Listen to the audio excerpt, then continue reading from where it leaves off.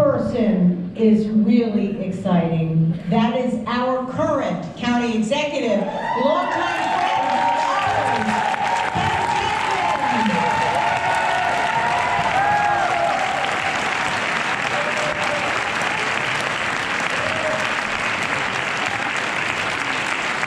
All right, so good afternoon, everybody. Let's try again. Let's act like there's a Bills game this afternoon. Good afternoon. You know, we've gathered here today because of our good friend, George Latimer, and now Congressman George Latimer. Robin, he's not going to run for president, I promise. Robin was sitting here, George, you know, I don't know, after Andre said that, yeah, you know, everybody in this room has a George Latimer story. And more importantly, he has a story about every one of you in this room too. And you know how many times we've gone to places and he pulls something out of, people think, oh my God, you know, how do you remember that thing that we did 25 years ago? But that's who George Latimer is. And you know, I remember us standing in front of the Holocaust Remembrance Ceremony one year, and people were like, oh my God, that was so great. I'm like, can we get his notes? And I started laughing, because there were no notes. We had to transcribe that in order to give that to people, because George has that level of depth and understanding on the issues that make a difference to each one of us every day. So when I looked around at one point in time, there was a time in 2020, March 3rd at 7:50 in the morning. And you're like, well, why do you remember that? One, because George is a texter, not a caller, right? So I saw his number pop up. I was on the treadmill, thank you. And I saw George's number pick up, so I picked up the phone, and he said, Ken, we have a case.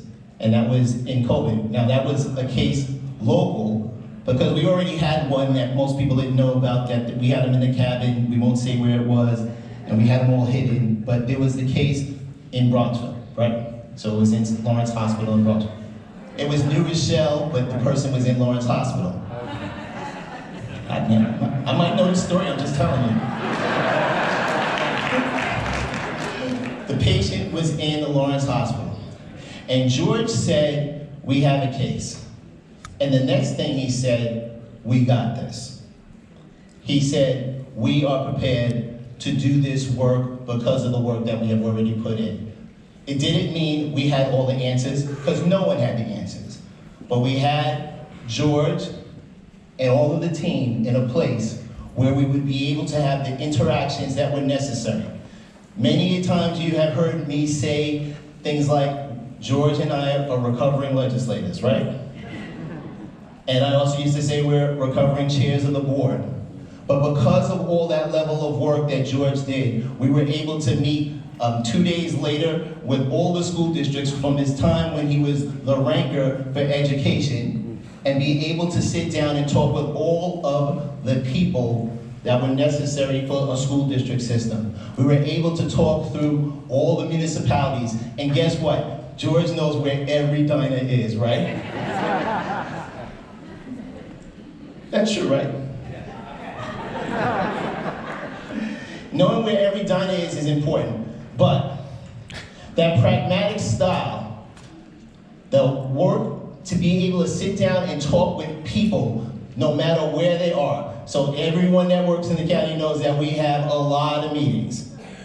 A lot of meetings. But that was making us be able to talk to people in every community. So whether the person was a Democrat, whether that leader was a Republican, they were independent or nonpartisan, we were able to sit down and talk with them because George had a relationship with each and every one of those people. And that made a difference on how we were able to navigate through COVID. And George has gotten recognition from New York State Association of Counties for that level of leadership and that recognition. But now we know, outside of the prayers that 3 folks said, or 3 clerics said, outside of the big "We love George" that that all of us do love George, that Andrea helped lead. We know that the style that George has is what's going to be necessary for all of us to navigate the challenges in D.C. And we know those challenges are significant. And we know that George is going to use every one of the bits of 37 years of elected experience, as well as his professional experience, to help us navigate with that pragmatic, confident, and respectful style that's going to be necessary to get us back to the place that we need to be. That's why we're all so really impressed, and we are thankful that God put you in this place at this particular time with a place in the government, in the Congress that we have right now. George has called every municipal leader, even those that aren't in this district. I was in Newcastle at a meeting, and George was calling in, trying to make sure that we were helping and letting people know how to navigate and what challenges he's facing down there. And he knows that we all have his back. Do we have his back? Yeah.